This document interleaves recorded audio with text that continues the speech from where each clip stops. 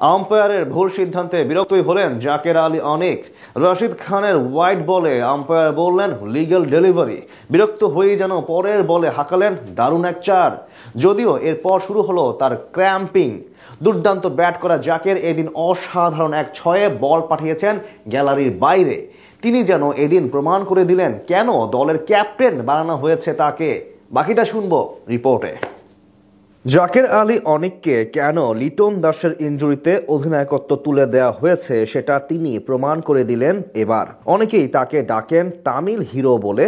আফগানিস্তানের সাথে সিরিজের দ্বিতীয় ম্যাচে তিনি প্রমাণ করে দিলেন সত্যি যেন ম্যাচের হিরো তিনি। দল যখন একেবারেই বিপাকে, দেয়ালে পিঠ ঠেকে যাওয়ার মতো পরিস্থিতি, সেখান থেকে খেললেন দারুণ এক ইনিংস যা শুধু বাংলাদেশকে বিপদ থেকে বাঁচায়নি, দেখিয়েছে জয়ের স্বপ্ন।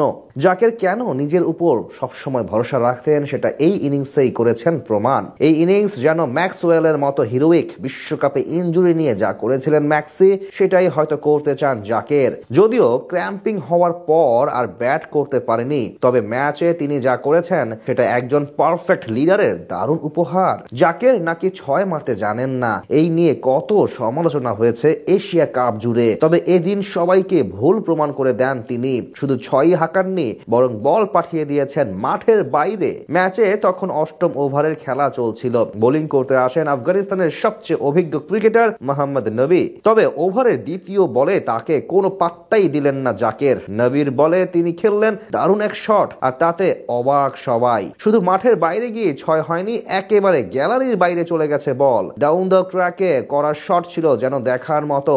এমন শট খুব কম দেখা যায় যা করেছেন জাকের। কেন তিনি বাংলাদেশের সবচেয়ে বড় সিক্স হিটার সেটা প্রমাণ করেছেন আরো একবার।